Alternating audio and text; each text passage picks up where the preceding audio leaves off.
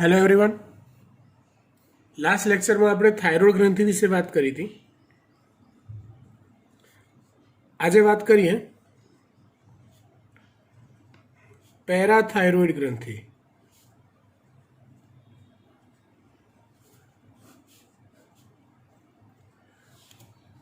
કઈ ગ્રંથિ? પેરાથાઇરોઇડ ગ્રંથિ. તો સૌથી પહેલા પેરાથાઇરોઇડ ગ્રંથિનું સ્થાન.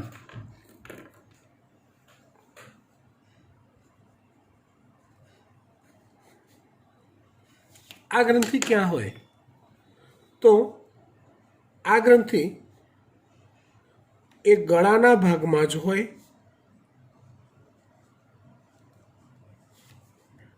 થાઇરોઇડ ગ્રંથિની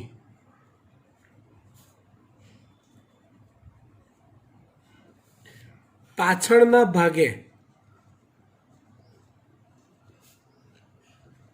ગળાના ભાગમાં જ હોય. થાઇરોઇડ ગ્રંથિની પાછળના ભાગે તે 4 એકમમાં વહેંચાયેલી હોય.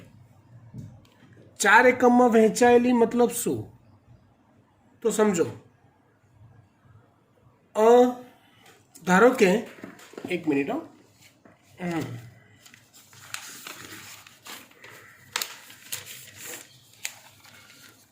ધારો કે આ થાઇરોઇડ ગ્રંથિનો પાછળનો ભાગ છે, બેક સાઈડ. તો તમને યાદ હોય તો થાઇરોઇડ ગ્રંથિ પણ 2 ભાગમાં વહેંચાયેલી હોય છે અને બંને ભાગ એકબીજા સાથે સેતુ દ્વારા જોડાયેલા હોય છે. તો પેરાથાઇરોઇડ ગ્રંથિ એ આવા 4 ભાગમાં વહેંચાયેલી હોય. આવા જેમાં થાઇરોઇડ ગ્રંથિના પ્રત્યેક એક એકમ પર 2 પેરાથાઇરોઇડ ગ્રંથિના એકમ આવેલા હોય. આ છે પેરાથાઇરોઇડ ગ્રંથિ.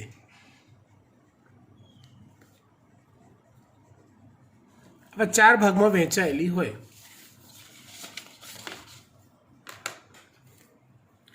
જેમાં થાઇરોઇડના પ્રત્યેક ભાગ પર પેરાથાઇરોઇડના 2 એકમ ગોઠવાયેલા હોય છે. પેરાથાઇરોઇડ ગ્રંથિના અંતઃસ્ત્રાવ.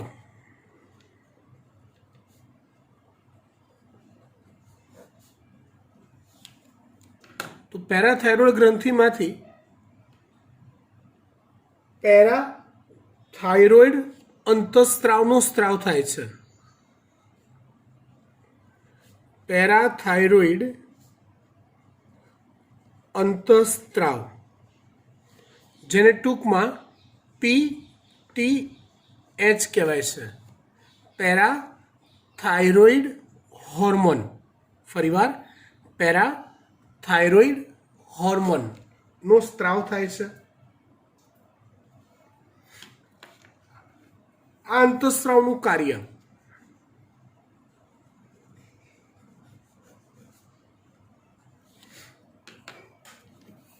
જો પેરાથાઇરોઇડ અંતઃસ્ત્રાવ જે છે ને એ રુધિરમાં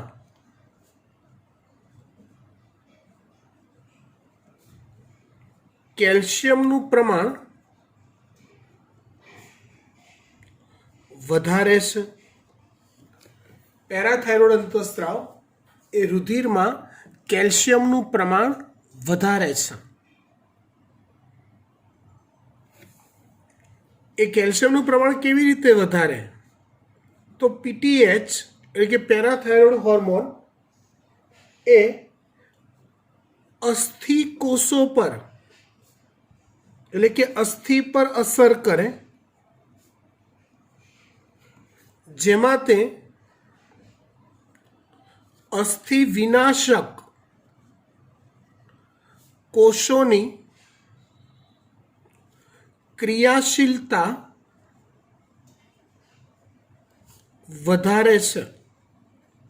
મતલબ કે આનું અર્થઘટન એવું થાય કે અસ્થિકોષોનું વિઘટન થાય છે। અસ્થિકોષોનું વિઘટન થાય એટલે એમાંથી કેલ્શિયમ છૂટું પડે જે રુધિરમાં ભળે। અસ્થિકોષોનું વિઘટન થાય એટલે એમાંથી કેલ્શિયમ છૂટું પડે જે રુધિરમાં ભળે। સમજ્યા? ઓકે। આ ઉપરાંત પાચન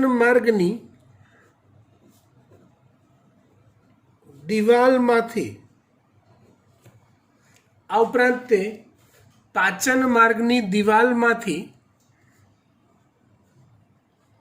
કેલ્શિયમના અભિશોષણને ઉત્તેજે છે। પાચન માર્ગની દિવાલમાંથી કેલ્શિયમના અભિશોષણને ઉત્તેજે છે। ઇન શોર્ટ, પાચન માર્ગની દિવાલમાંથી જે બી તમે ખોરાક ખાધો હોય એ ખોરાકમાં જે પણ કેલ્શિયમયુક્ત ઘટકો હોય એનું અભિશોષણ પ્રેરાય।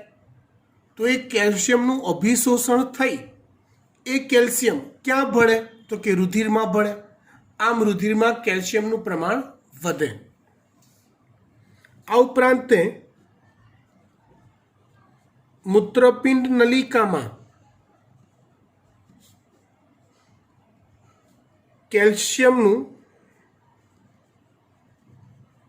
પુનઃશોષણ ઉત્તેજે છે।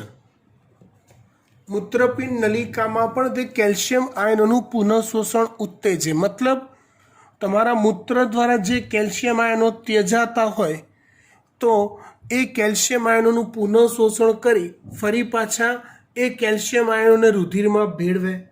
અલ્ટિમેટલી રુધિરમાં કેલ્શિયમનો જથ્થો વધે એવું કાર્ય કરે છે। કોણ? પેરાથાઇરોઇડ ગ્રંથિનો અંતઃસ્રાવ પેરાથોર્મોન। હકીકતમાં આ પેરાથાઇરોઇડ અંતઃસ્રાવ તેમજ કેલ્સીટોનિન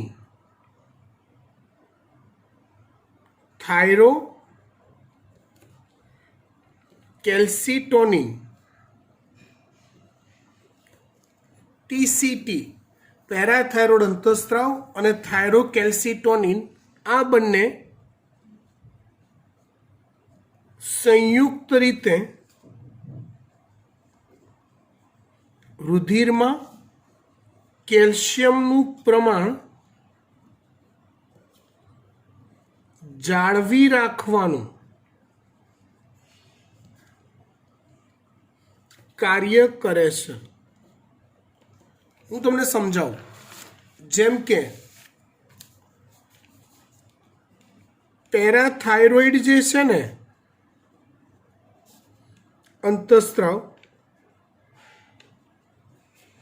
એ રુધિરમાં કેલ્શિયમનું પ્રમાણ વધારે અને ટીસીટી થાઇરોકેલ્સીટોનિન એ શું કરે તો કે રુધિરમાં કેલ્શિયમનું પ્રમાણ ઘટાડે। અલ્ટિમેટલી થાય શું બેટા?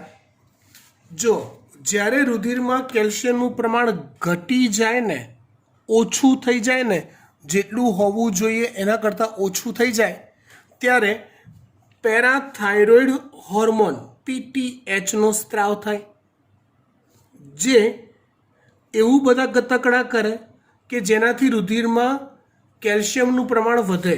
આવા બધા અસ્થિકોષો પર અસર કરે, અસ્થિકોષોનો વિનાશ કરે એટલે એમાંથી કેલ્શિયમ છૂટું પડે જે રુધિરમાં ભળે। પાચન માર્ગની દિવાલમાંથી કેલ્શિયમનું અભિશોષણ વધારે, આમ રુધિરમાં કેલ્શિયમનું પ્રમાણ વધે। મૂત્રપિંડ નલિકામાંથી કેલ્શિયમનું પુનઃશોષણ પ્રેરે, આમ રુધિરમાં કેલ્શિયમનું પ્રમાણ વધારે। કોણ? પીટીએચ.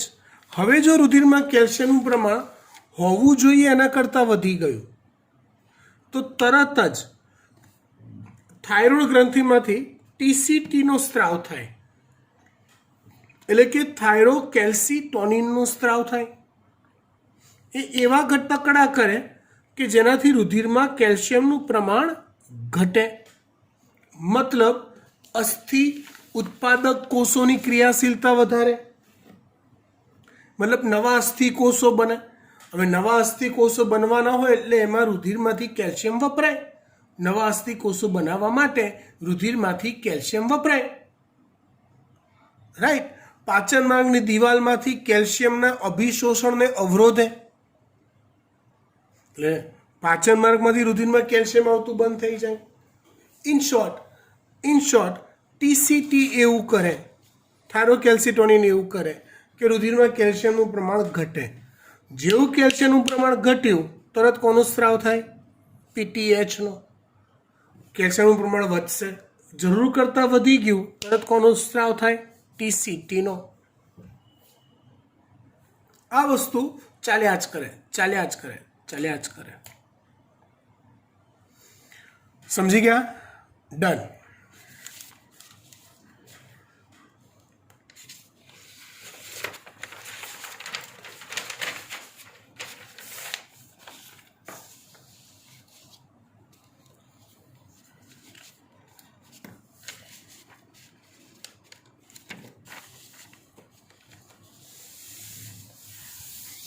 ચલો, પેરાથાઇરોઇડ ગ્રંથિ પછી વાત કરીએ આપણે થાઇમસ ગ્રંથિ.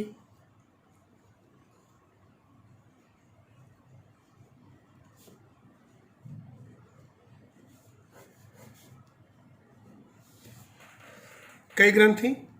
થાઇમસ ગ્રંથિ.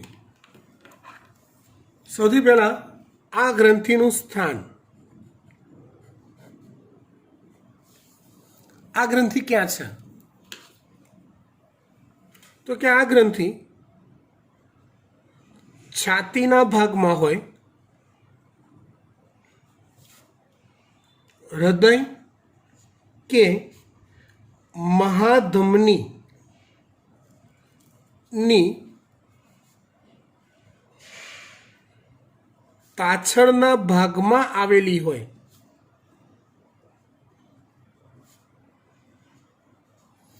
છાતીના ભાગમાં હોય પણ છાતીમાં જે જગ્યાએ હૃદય હોય અથવા જ્યાં મહાધમની કમાન વળતી હોય એ મહાધમનીની પણ પાછળના ભાગમાં થાઇમસ ગ્રંથિ આવેલી હોય છે. ક્યાં હોય? છાતીના ભાગમાં હૃદય કે મહાધમનીની પાછળના ભાગમાં આ ગ્રંથિ આવેલી હોય છે.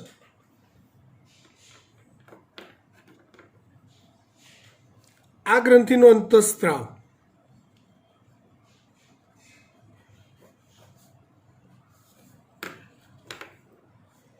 આ ગ્રંથિ એ થાઇમોસિન તરીકે ઓળખાતા પેપ્ટાઇડ અંતઃસ્ત્રાવનો સ્ત્રાવ કરે છે.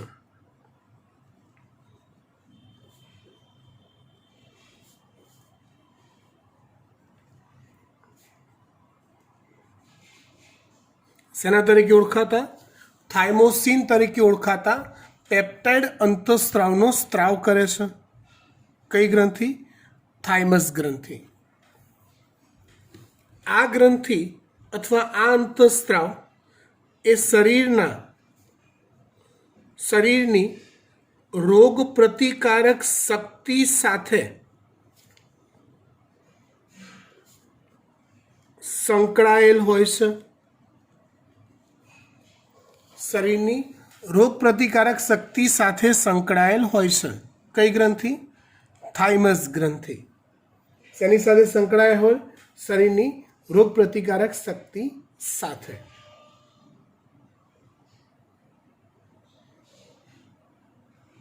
હકીકતમાં આ જે થાઇમોસિન છે ને, થાઇમસ ગ્રંથિનું, એ શું કરે છે?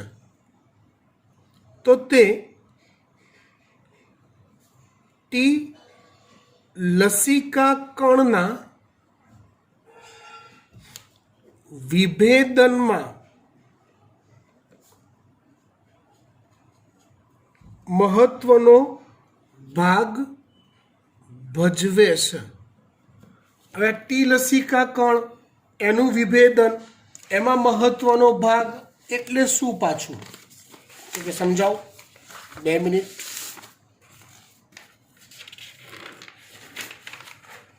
જો આમાં કેવું હોય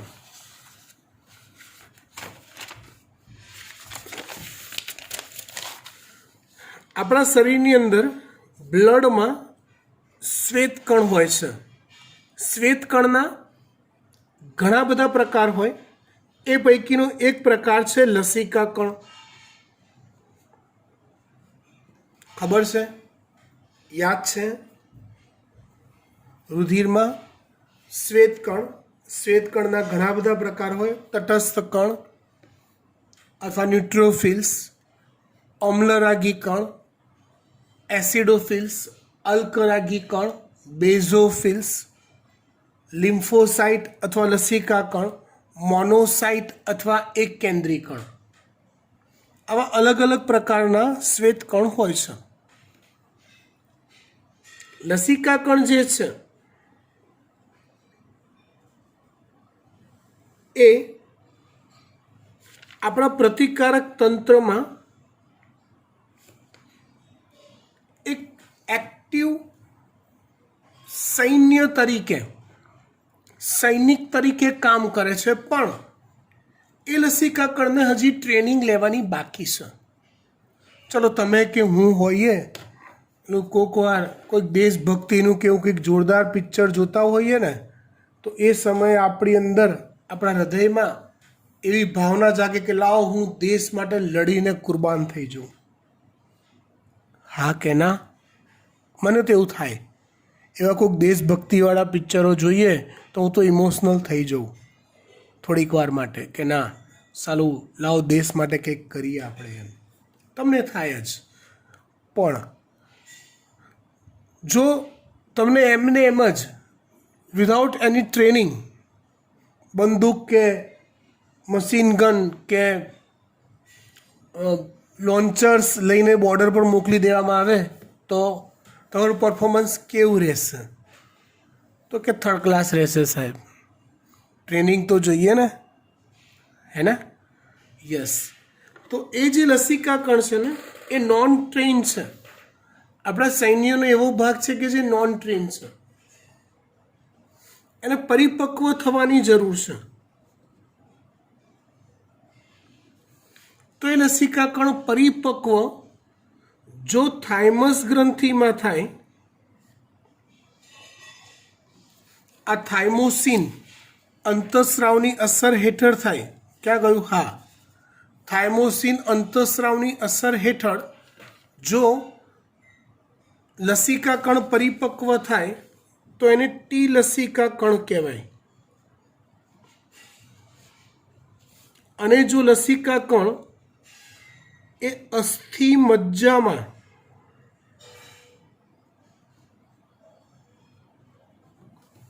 અસ્થિ મજ્જાને બોન મેરો કહેવાય. અસ્થિ મજ્જાને શું કહેવાય? બોન મેરો.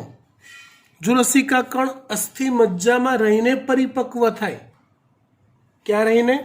અસ્થિ મજ્જામાં રહીને જ પરિપક્વ થાય તો એને અસ્થિ મજ્જાને બોન મેરો કહેવાય.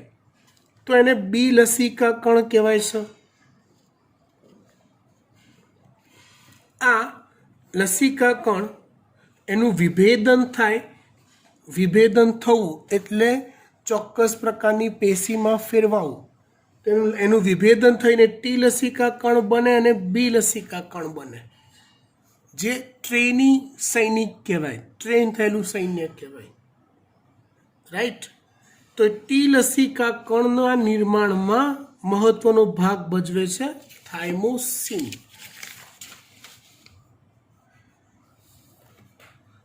બરાબર? આ ટી લસિકા કણ કોષીય પ્રતિકારકતા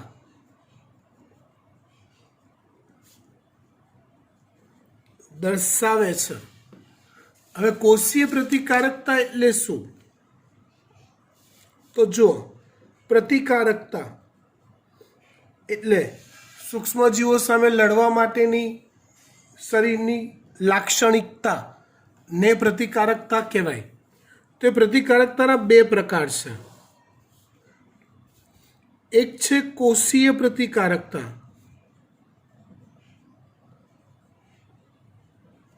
અને બીજી છે એન્ટીબોડી પ્રતિકારકતા. પ્રતિકારકતાના બે પ્રકાર, એક કોષીય પ્રતિકારકતા અને બીજી છે એન્ટીબોડી પ્રતિકારકતા. આગળ ભણવાનું આવશે. આ કોષીય પ્રતિકારકતા એટલે કોષો સીધા જ શરીરના જે દુશ્મનો કે સૂક્ષ્મજીવો જે શરીરમાં બહારથી પ્રવેશ્યા છે, સીધા જ સૂક્ષ્મજીવો પર હુમલો કરે તો એને કોષીય પ્રતિકારકતા કહેવાય. એન્ટીબોડી પ્રતિકારકતા તો જેમાં કોષો સૂક્ષ્મજીવો પર સીધો હુમલો ન કરે તો શું કરે? કોષો સૂક્ષ્મજીવો પર સીધો હુમલો ના કરે તો કોષો એન્ટીબોડી ઉત્પન્ન કરે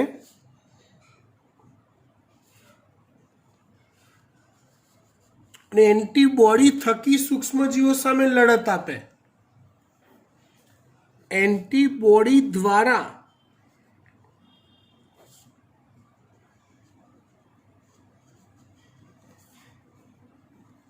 સામે લડત આપે તો એને કહેવાય છે એન્ટીબોડી પ્રતિકારકતા. એને કહેવાય છે એન્ટીબોડી પ્રતિકારકતા. એનીવે, ઇન શોર્ટ, ટી લસિકા કણ એ કોષીય પ્રતિકારકતા દર્શાવે છે. આ મિનિંગ ફૂલફિલ થઈ ગયો. રાઈટ. આ ઉપરાંત થાઇમોસિન એ એન્ટીબોડીના ઉત્પાદનને પણ પ્રેરે છે, જેથી તે હકારાત્મક પ્રતિકારકતાને ઉત્તેજે છે એમ કહેવાય. હકારાત્મક પ્રતિકારકતાને ઉત્તેજે છે મતલબ શું? પોઝિટિવ રહીને સામનો કરવો સૂક્ષ્મજીવોનો. કેમ કે થાઇમોસિન એ કોષીય પ્રતિકારકતા તરીકે ટી કોષોને તો એક્ટિવ કરે જ છે, પણ સાથે સાથે એન્ટીબોડીના ઉત્પાદનને પણ પ્રેરે છે. એટલે ડબલ વેથી સૂક્ષ્મજીવોનો નાશ થઈ શકે આવું કામ કરે છે. આ ઉપરાંત આની ખાસિયત શું છે? તો કે થાઇમસ ગ્રંથિ એ નાની ગોળાકાર ગ્રંથિ હોય છે, પણ ઉંમર વધતા તે ધીમે ધીમે ચરબીમય બની નિષ્ક્રિય થઈ જાય છે.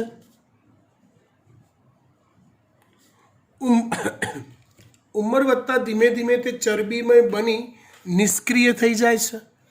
એટલે ઘરડી વ્યક્તિઓ હોય એમાં થાઇમસ ગ્રંથિ કામ જ ના કરતી હોય, મતલબ થાઇમોસિનનો સ્ત્રાવ જ ના થતો હોય. અને જો થાઇમોસિનનો સ્ત્રાવ ના થતો હોય, તે સંજોગોમાં શું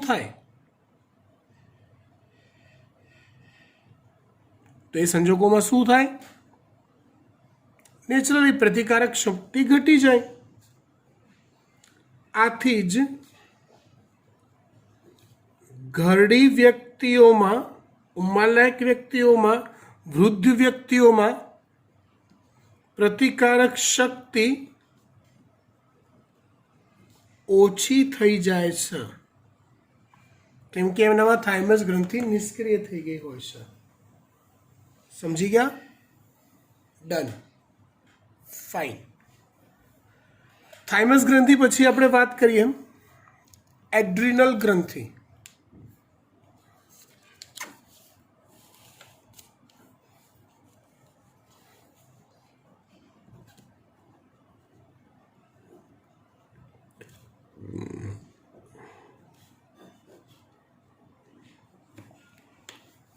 એડ્રિનલ ગ્રંથિ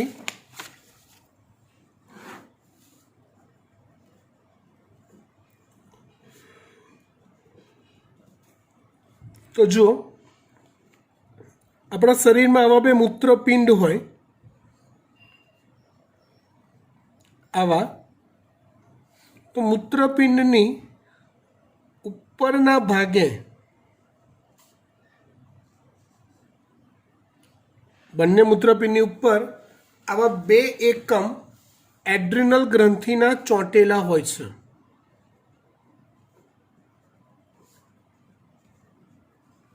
ક્યાં હોય? મૂત્રપિંડની આગળના એટલે કે અગ્રભાગે એડ્રિનલ ગ્રંથિના બે એકમ ચોંટેલા હોય છે.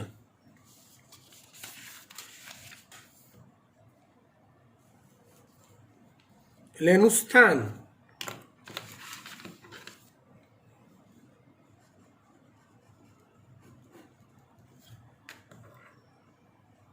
તો મૂત્રપિંડની અગ્ર બાજુએ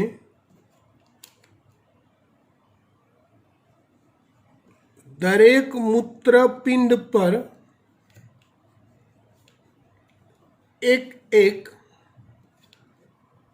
એમ બે એકમમાં તે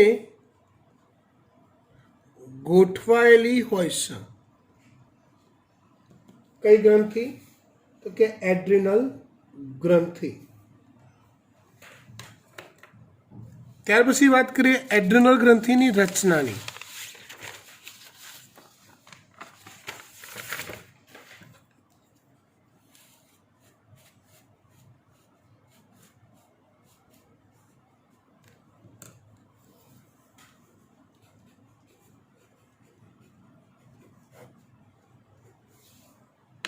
તો જો રચનાની વાત કરીએ તો એડ્રિનલ ગ્રંથિમાં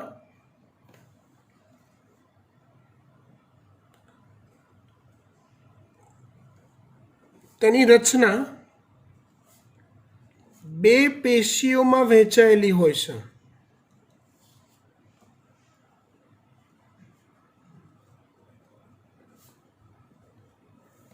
કઈ રીતે? તો તમને સમજાવું. હવે ધારો કે એડ્રિનલ ગ્રંથિ છે, એનો આડો છેદ લઉં,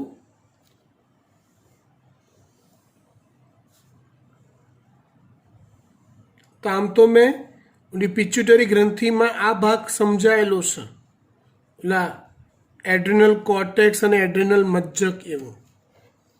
એનો આડો છેદ લઈએ તેની રચનામાં બે પ્રકારની પેશીઓ હોય. એમાં જે બહારનો વિસ્તાર છે ને એ છે એડ્રિનલ બાહ્યક, અથવા એને કહેવાય છે એડ્રિનલ કોર્ટેક્સ. અંદરની જે પેશી છે કેન્દ્ર ભાગમાં આવેલી એ છે એડ્રિનલ મજ્જક. અંદર કેન્દ્ર ભાગમાં આવેલી જે પેશી છે એ પેશી છે એડ્રિનલ મજ્જક, અને બહારના ભાગમાં આવેલી છે એડ્રિનલ બાહ્યક. હવે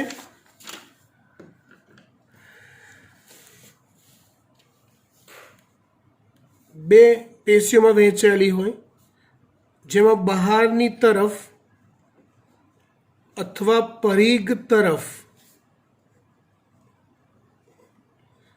એડ્રિનલ બાહ્યક જોવા મળે અને કેન્દ્ર તરફ એટલે કે વચ્ચે તરફના ભાગે એડ્રિનલ મજ્જક જોવા મળે. આ બંને બાહ્યક અને મજ્જક એ અલગ અલગ ટાઈપની પેશીઓ છે અને એના દ્વારા ઉત્પન્ન થતા અંતઃસ્ત્રાવો પણ અલગ અલગ પ્રકારના હોય છે. બંને અલગ અલગ પ્રકારની પેશીઓ અને ઉત્પન્ન થતા અંતઃસ્રાવો પણ અલગ અલગ પ્રકારના હોય છે. આજે આખી એડ્રિનલ ગ્રંથિ નહીં પતે, કેમ કે એ પતાવવામાં થોડોક લોચા પડશે, થોડીક અઘરી છે, એટલે બે ભાગમાં લઈ લઈએ છીએ. પહેલાં વાત કરીએ આપણે એડ્રિનલ મજ્જકના અંતઃસ્ત્રાવો.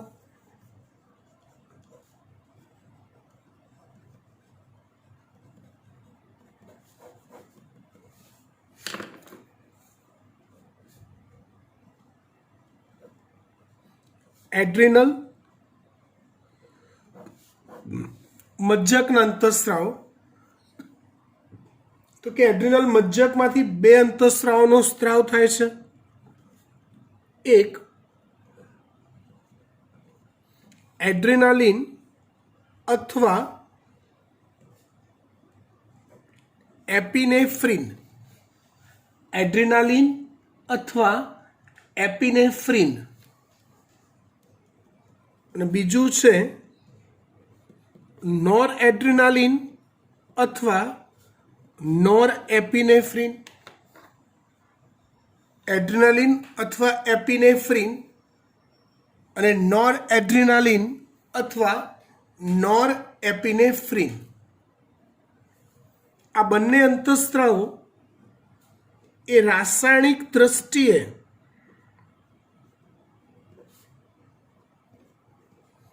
કેટેકોલેમાઇન પ્રકારના હોય છે. બંને અંતઃસ્ત્રાવ રાસાયણિક દ્રષ્ટિએ કેટેકોલેમાઇન પ્રકારના હોય છે. કયા પ્રકારના હોય? કેટેકોલેમાઇન. અને બંનેની અસર લગભગ એક સમાન જેવી હોય છે, બહુ ઝાઝો ફરક હોતો નથી. બંનેની ઇફેક્ટ લગભગ એક સમાન ટાઈપની જ હોય. કયા બંનેની? એડ્રિનલ મજ્જકના એડ્રેનાલિન અને નોર એડ્રેનાલિન અંતઃસ્ત્રાવોની. આ અંતઃસ્ત્રાવને લડોયા ભાગોની સ્થિતિના અંતઃસ્ત્રાવો કહેવાય છે, અથવા કટોકટીની સ્થિતિના અંતઃસ્ત્રાવો કહેવાય છે. લડોયા ભાગોની સ્થિતિના અથવા કટોકટીની સ્થિતિના અંતઃસ્ત્રાવો કહેવાય છે, અથવા એમને સંકટ સમયના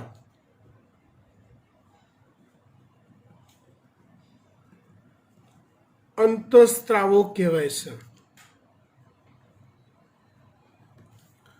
આનું તમને એક્ઝામ્પલ આપીશ તો જ આ અંતઃસ્ત્રાવો તમારા મગજમાં એની અસર પરફેક્ટ ખબર પડશે, બાકી નહીં પડે. થોડુંક હું ઇમેજિનેશન કરાવું, કલ્પના કરાવડાવું છું, કરો. રાતના 12:30-1 વાગ્યો છે. આપણા ઘરની જ્યાં આપણું મકાન છે ત્યાં ગલીમાં સાવ બધું સુમસામ છે. આગળ પાછળ ઉપર નીચે કોઈ કરતાં કોઈ દેખાતું નથી. આપણે ધીમા પગલે આપણા ઘર તરફ જઈ રહ્યા છીએ. ઇમેજ કરજો.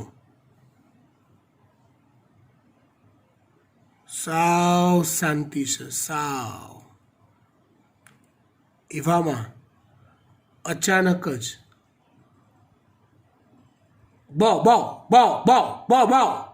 આવી રીતે કૂતરું ભસતું આપણી નજીક આવ્યું. બાવ. કરતું કરતું એ સમયે ભલભલો પહેલવાન કેમ ના હોય, જેને કૂતરાથી સહેજ પણ ડર ના લાગતો હોય એવું કહેતો હોય, એવી કોઈ પણ વ્યક્તિ નથી આ દુનિયામાં જેને જ્યારે કૂતરું આવી રીતે પાછળ ભસતું આવે ત્યારે શું થાય? તો ત્યારે તમારા શરીરમાં બે ઓપ્શન હોય.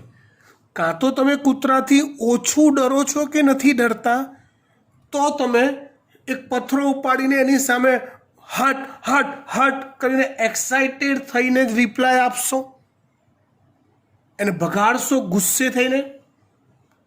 અને જો તમે ડરપોક છો તો ભાગી જશો અને એવું સ્પીડમાં ભાગશો કે આખી જિંદગીમાં એટલું સ્પીડમાં ક્યારે ભાગ્યા ના હોય. આ સ્થિતિ છે લડો યા ભાગોની સ્થિતિ, કટોકટીની સ્થિતિ. શું કરું શું ના કરું એ ઇન્સ્ટન્ટ તમારે નક્કી કરવું પડે એવી સ્થિતિ. આવી કોઈ બી સ્થિતિ વિચારી લો. કોઈએ તમારા કપાળ પર રિવોલ્વર મૂકી છે, કારતૂસ ભરેલી, અને એ ટાઈમે તમારી જે સ્થિતિ હોય તે સંકટ સમયની સ્થિતિ કહેવાય. તો ત્યારે એડ્રિનાલિન નોર એડ્રિનાલિનનો સ્ત્રાવ વધી જાય. આવી કોઈ પણ સંકટની સ્થિતિમાં તમે પુષ્કળ ટેન્શનમાં હો ને ત્યારે પણ એડ્રિનાલિન અને નોર એડ્રિનાલિનનો સ્ત્રાવ વધી જાય છે. તો આ અંતઃસ્ત્રાવ એ ચપળતા, આંખની કીકી પહોળી થવી, ચપળતા એટલે સ્ફૂર્તિ આવી જવી, આંખની કીકી પહોળી થવી, શરીરના રૂંવાટા ઊભા થઈ જવા, ખૂબ પરસેવો થવો,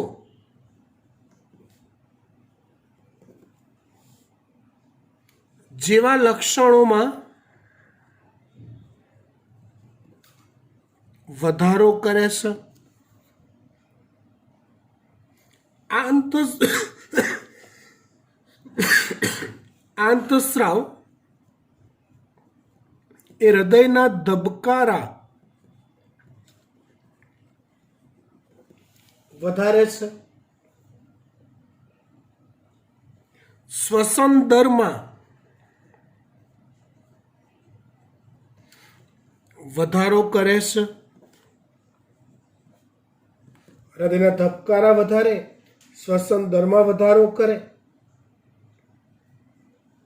આ અંતઃસ્રાવ ગ્લાયકોજનનું વિઘટન પ્રેરી રુધિરમાં ગ્લુકોઝનું પ્રમાણ વધારે છે.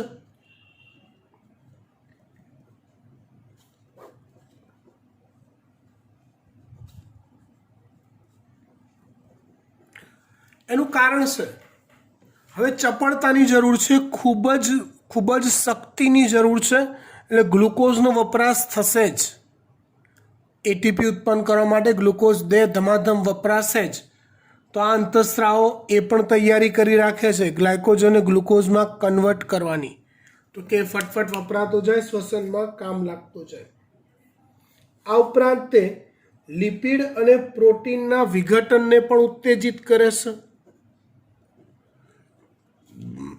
લિપિડ અને પ્રોટીનના વિઘટનને પણ